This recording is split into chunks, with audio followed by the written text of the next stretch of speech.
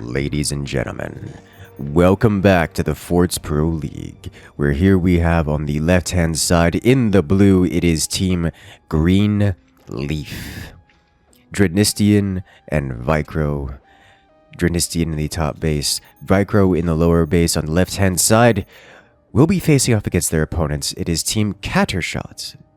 Team Cshot with Fluffage's Joe in the top base and Alessio in the lower base are playing as the Armadillo Commander. Armadillo Commander, quite popular since its recent rework, recent changes, recent buffs. The recent buffs changed the commander such that metal is lighter than it was once before, is cheaper than it was once before, and the doors now close and open much quicker, so it allows you to have the same effect as tiny doors, kinda sorta, but not have to use tiny doors. You could use standard sized doors. It's quite nice. We see a sniper behind a tiny door anyways, because why not both? They are going to have to deal with Greenleaf. Greenleaf playing as the Warthog Commander.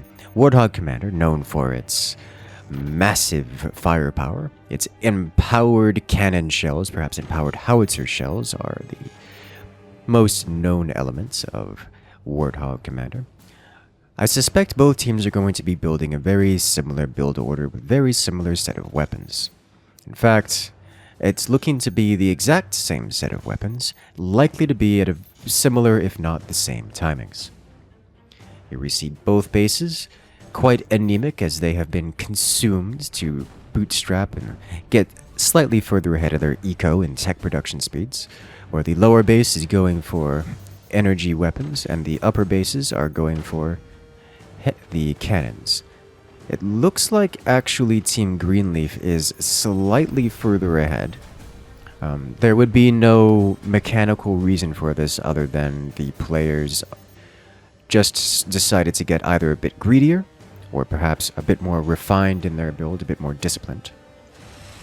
But nothing about the commander choice says that the Warthog Commander is necessarily faster than the Armadillo Commanders. This is mere mechanical skill on the side of Drednistian and Vicro, that is to say, the Greenleaf side. We'll see if that makes a difference, as often this kind of boost in speed comes at the cost of a more anemic base, which can be costly, like game-ending levels of costly, should the game carry on. Now, it is worth noting that Cshot here has gone for the upgrade center, so they do have upgraded mines and upgraded turbines. Both players will be going for the upgrade center, so that will slow them down slightly. It's more than slightly, actually. That's fairly substantial. Fairly substantial slow. Specifically, they're doing this in place of getting a weapon. So rather than a howitzer, they're getting upgraded mines and a turbine, compared to Team Greenleaf, whose howitzer is already halfway completed, and also has a cannon placed. So, we're going to see a vast difference in firepower here, especially at the cannon o'clock timing, as Team Greenleaf will be ready for cannons at the cannon o'clock timing, and Team Cshot is they're already conceding that they will not be fighting for the first volley. They're going to say, we're going to take the first hit, we're going to take the first 2 hits and just accept it, and then we'll retaliate eventually. And they're not even going to retaliate with more firepower. Their strategy is have so much eco that they can afford to drag the game out for 20 minutes and win by attrition.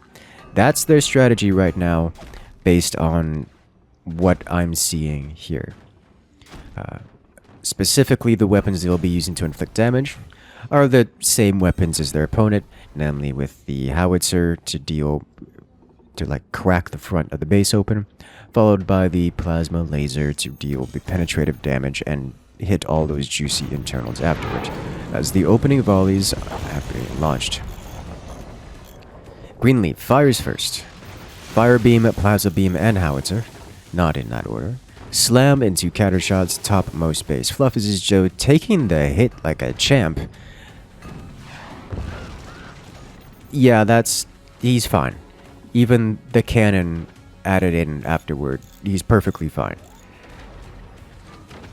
Not even broke.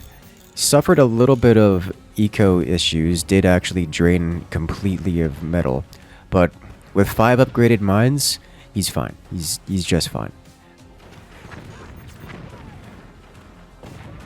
So I am curious as to how this will play out, as Greenleaf empowers their howitzer, slammed directly to the front. This is bad. If that cannon... Oh, man. If they had a fire beam in there as well, or if that cannon had landed in the middle, that would have gone directly to the core. As is, it got close enough to the core to deal 7% core damage. It looks like Team Cshot preparing to fire back. They have a howitzer and a plasma beam ready to go. The first shots are fired. The first return volley. Plasma cuts in, but it's not enough. Team Greenleaf has had more than enough time uncontested to, well, build out more defenses than any amounts of realistic firepower could break through in a single volley. Cshot will have to dig through that over and over and over again in order to have a hope of breaking through that amount of wood. Another empowered howitzer round. Trying for the door snipe, doesn't quite make it. Cshot survives another hit. Not quite unscathed, but intact nonetheless.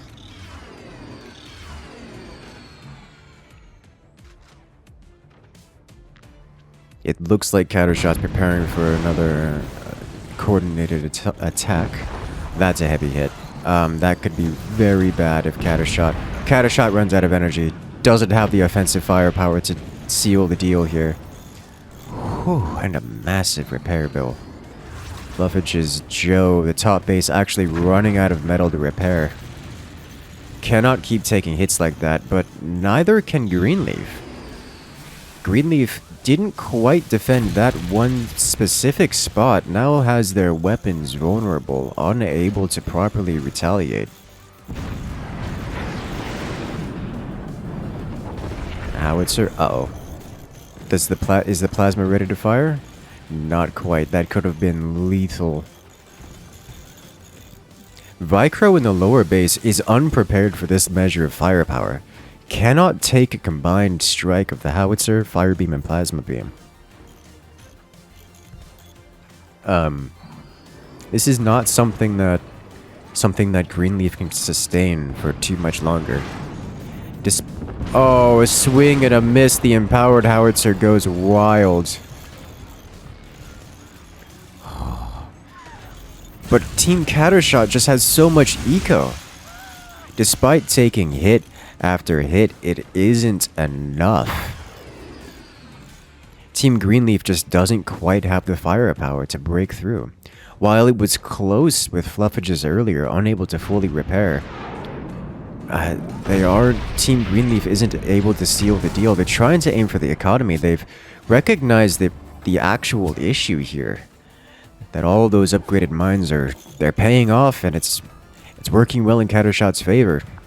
But will they be able to fix that problem quick enough? The AA is enough to keep Cshot's howitzer out of the sky. But Team Greenleaf needs to change things here. That howitzer shell needs to clear out that energy shield. And that cannon shell needs to clean out that energy shield. Whoa. They're not able to break it. Cannon shell, laser beam, howitzer doesn't even get through the second layer of Cshot's ablative armor, let alone the third layer. This is not the place you want to be in Greenleaf. While yes, Greenleaf isn't an immediate threat. Oh, a lucky shot through an open door.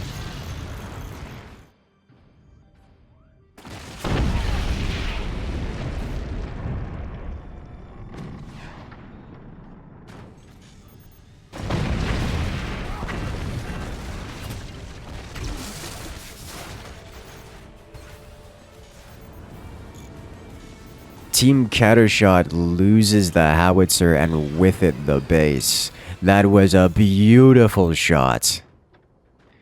Team Cshot loses a player, and while yes, Cshot's final player has more eco than any other player individually, it's not more than both players combined, and now Team Greenleaf is looking to exact their vengeance upon the last remaining Armadillo player in the red.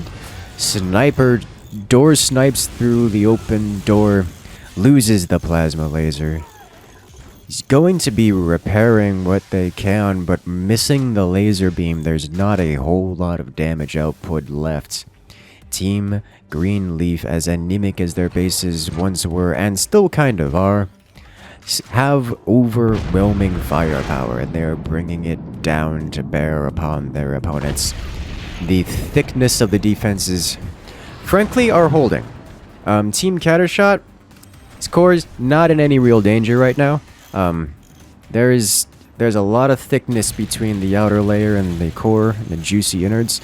The problem is that Team Cshot doesn't have any way of really dealing damage to stop it.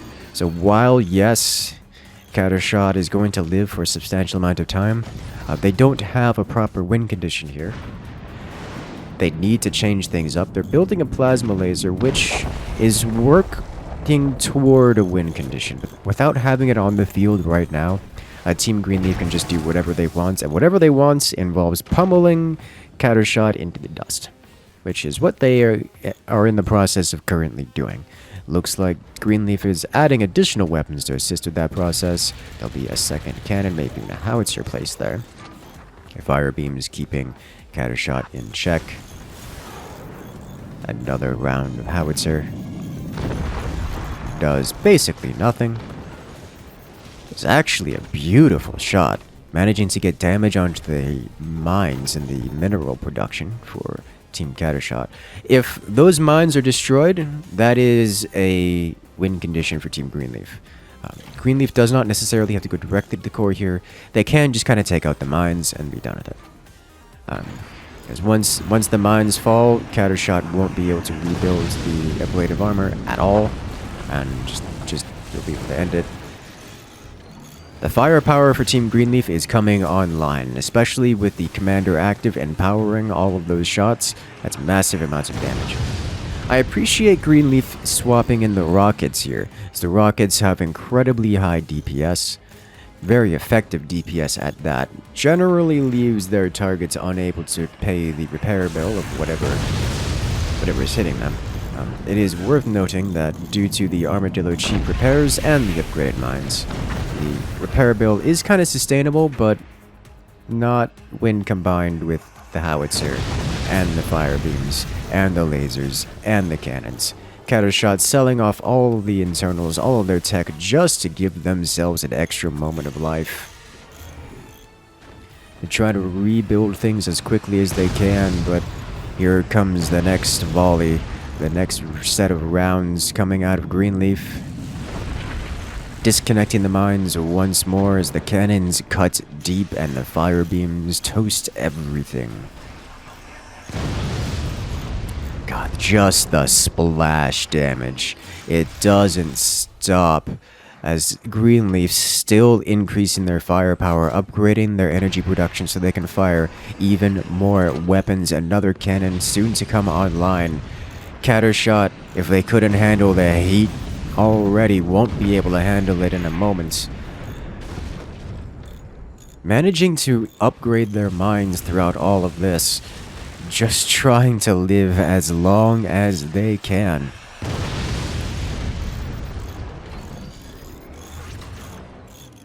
Alessio no longer has any internal components left to sell.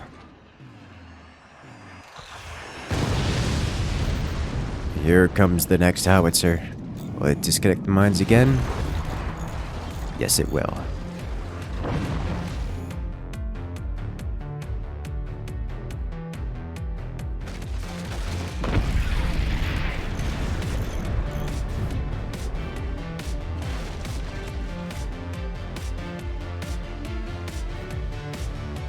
We're off again to round 2 here in the Forts Pro League. Here on the left-hand side, it is Team Cshot, with one of my favorite logos of of all of the Forts Pro League teams.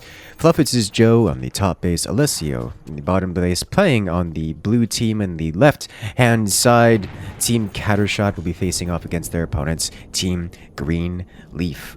Vicro and Dranistian, playing as Greenleaf, are playing as the Pinch Fist Commander. One of the more common choices here in the Forts Pro League. Pinch Fist Commander specializes in anemic bases, selling off everything, refurbishing all of the components of their starting fort, and putting it toward an investment in technology and economic, production speed. This is something that we are going to see, frankly, quite often. We're going to see it even more, as both players are going for heavy weapons right out the gates. This is opposed to Cshot, who doesn't sell off as much of their base, doesn't even have heavy weapon production, heavy weapons tech in production just yet, as they're playing the Architect Commander. The Architect Commander has, honestly, it's one of my favorite commanders. It's the Wood Spam Commander, which is quite the good. It gives cheaper wood, it gives faster building wood, and with its commander ability, gives faster building weapons and structures. It lets you tech swap real easy, it lets you catch up in build times if you are not the first to strike, if you are not quite ready for cannon o'clock, so you can get away with things like investing more in your mines. Getting a bit greedier with the defenses because you can just defend with wood, and then you can punch that commander ability button and catch right back up in terms of speed. So we'll see if that is their strategy here. It seems to be what their strategy is, as they are going with the 6th mine on this base. This specific map, while this isn't unique to this map, is known well on this map. Typically you only get 5 mines on this map, because the 6th mine, while it can be placed, is outside of the map and fully exposed, or outside of your base. As in, you cannot properly defend it. So this is why you have this facade of a defense out here. So they can have this 6th mine with it being defended by a single shred of wood. And as you guys know, one shred of wood, not enough to defend, well, much of anything. So a single laser beam can cut through this and wipe out all of this. But, I'm sure they're going to fix that at some point. But for now, it looks like Team Cshot is just finishing up their heavy weapons technology, so they can get I assume a howitzer and standard cannon in play. Whereas Team Green Leaf, they're going tried and true blunt force trauma double cannon with a fire beam plasma beam follow-up, which is just game-ending amounts of damage.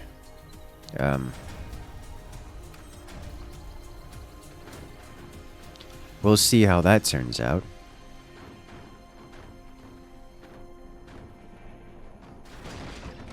I am curious to see the upgrade center here. I'm usually against it because it delays weapons to such a degree that you kind of have to, it forces you to rely on it. It becomes like this self-fulfilling prophecy. Just like we saw in the previous round with Team Cshot. Team Cshot went with Armadillo in the upgrade center. Yeah, they were able to tank a long time, but they had to tank a long time because they didn't apply pressure around cannon o'clock timing. We're going to see very similar strategy tactics here, where Fluffage's Joe here is invested in the upgrade center and mines and turbines instead of a cannon. So they are necessarily going to have to take hits for quite an amount of time before that pays off.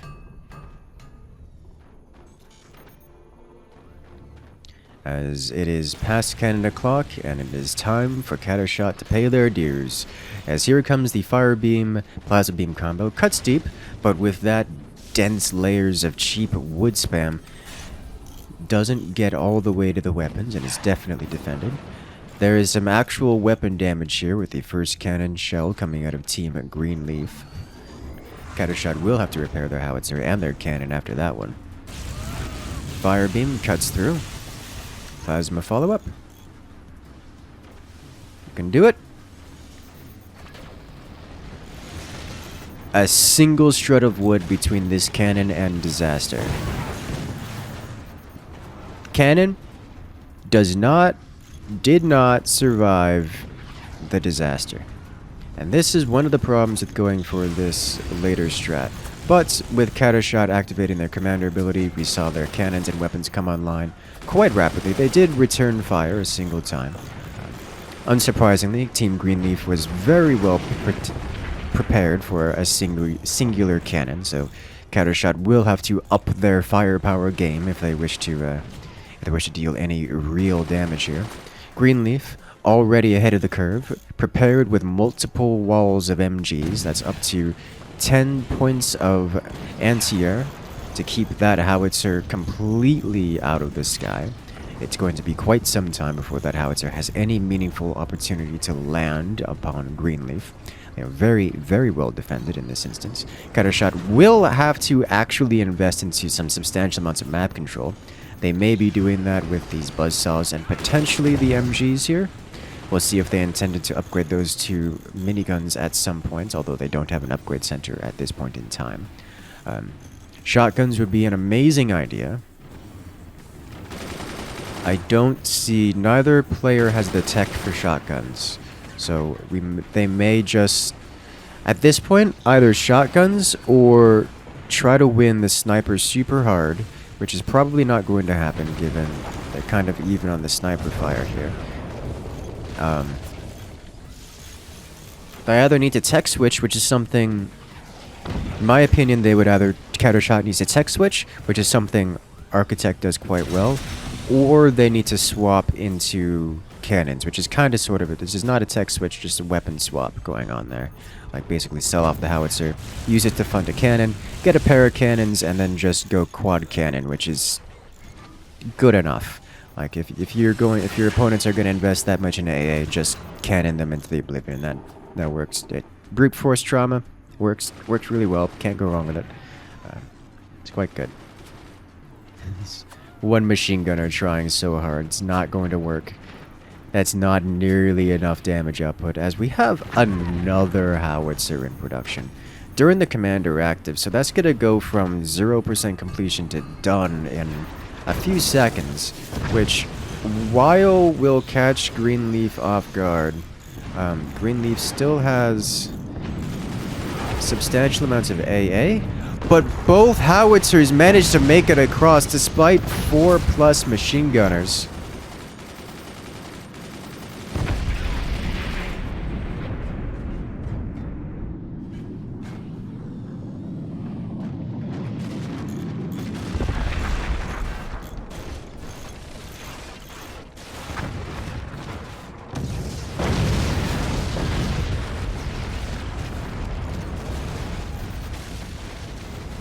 Team Greenleaf loses a player. Cshot, with them thick howitzer shells, makes it clean across the open air and smashes Dranistian into the ground.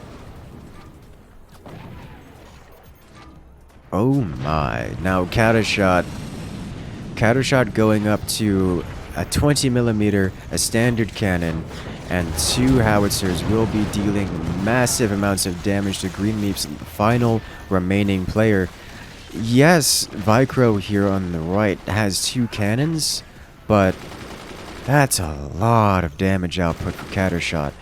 Vicro's base does not sustain the next volley.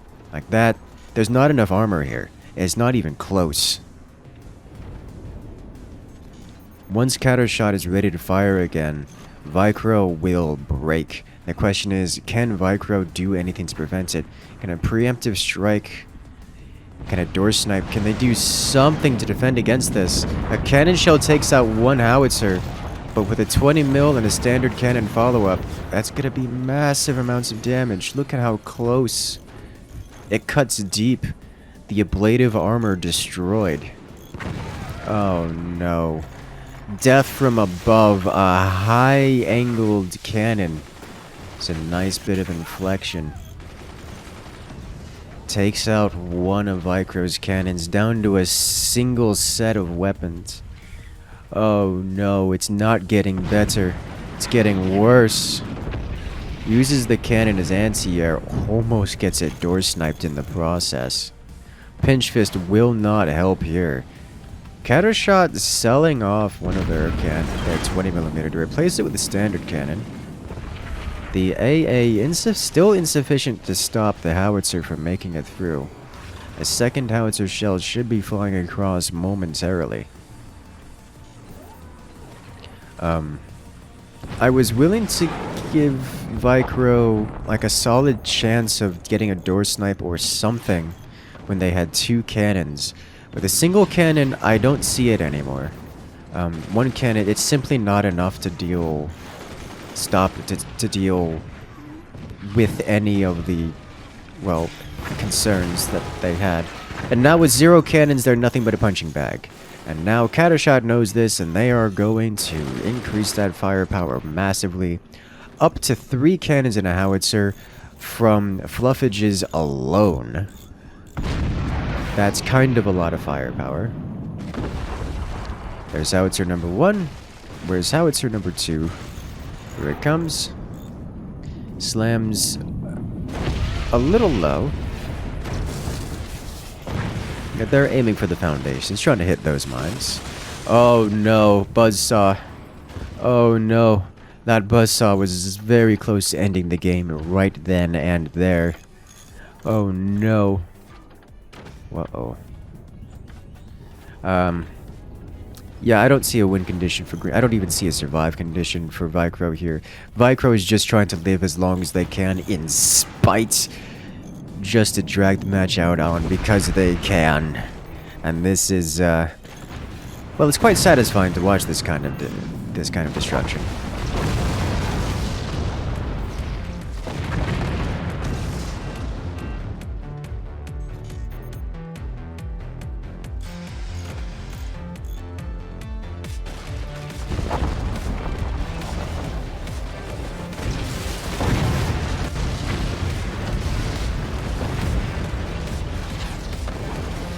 Ladies and gentlemen, we are off to round 3 in this match between Team Greenleaf and Cshot. This time the sides are swapped once more.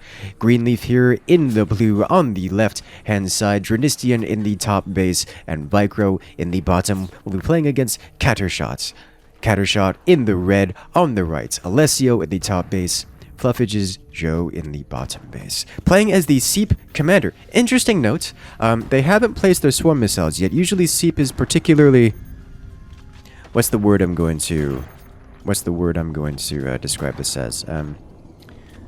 Round and out there, very in your face. You get your swarm missiles fast and you punch them. The enemies aren't surprised about it. They know what's happening and you punch them anyways.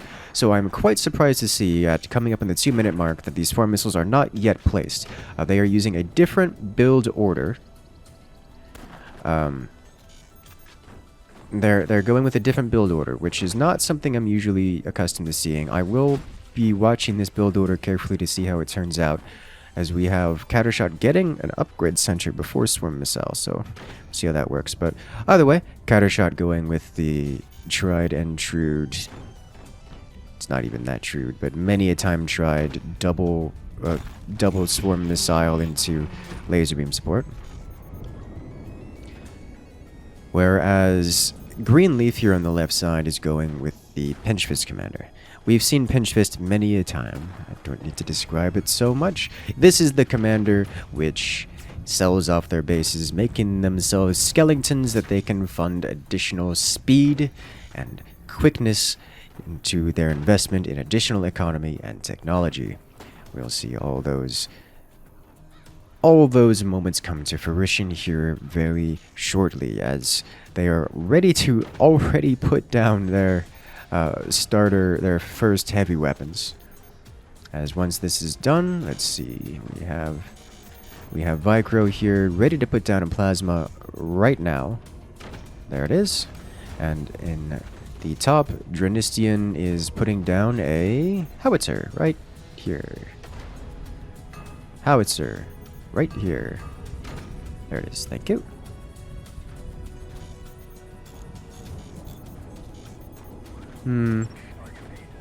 The swarm missile Man, I don't know how I feel about this.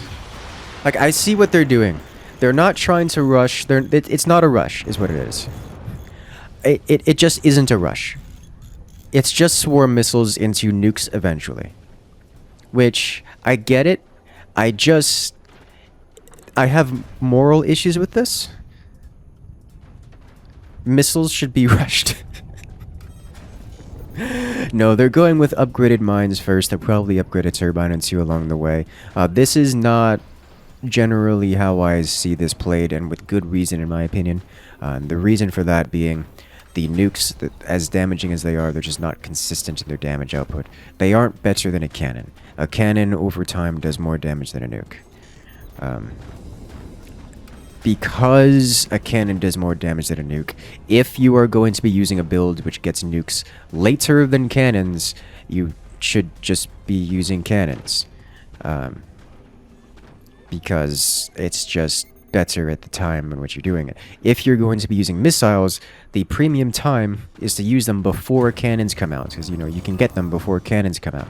So you may as well just rush them out, slam the opponents, deal the damage while the opponents have subpar weapons, and just kind of end the game. Or, if not end the game, then set your opponents back so far that you can do whatever you want. And then end the game at your leisure, usually by adding additional missiles and laser weaponry, but you have your options at that point. Here, Cshot has thrown away their ability to choose because they're getting missiles after Team Greenleaf gets their cannons. In fact, I fully expect Team Greenleaf here to have the opening volleys. It looks like they're just waiting to sync up, as their weapons are already completed. And have been for some time. Okay, in that case, Greenleaf chooses not to fire first by their own volition. Instead, Cshot eventually fires first.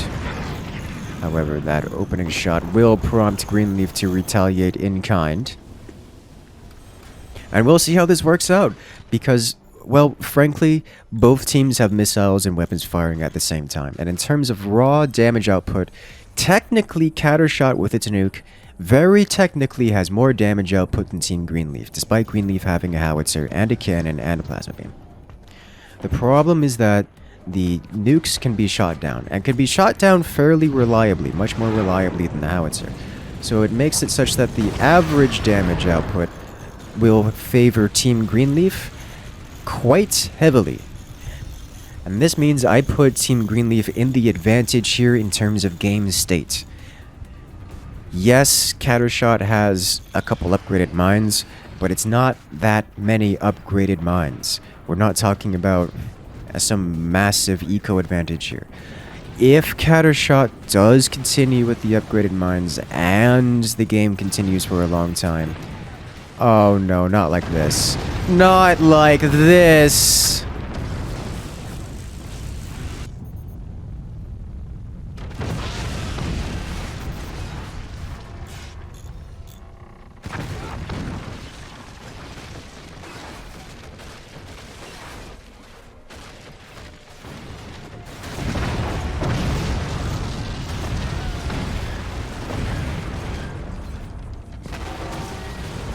No, the nuke, it dips down into the base at just the perfect moment, snapping a critical foundation node, and just causes the entire base to collapse in on itself, self-destructing everything in a chain of secondary explosions. Oh no.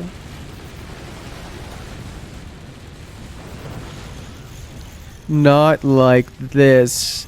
This is always a chance when dealing with nukes. Always a chance when dealing with nukes. That's not something any player has control over, but you know, if you roll the dice enough, it happens eventually.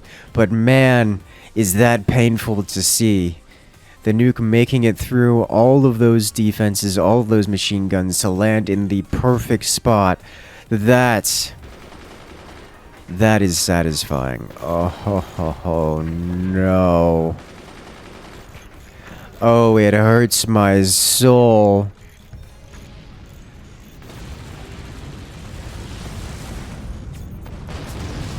And the double nukes, with their massive damage output, make the difference. Team Cshot wins. Ladies and gentlemen, Team Cshot with the double nukes managed to take victory in this best of 3.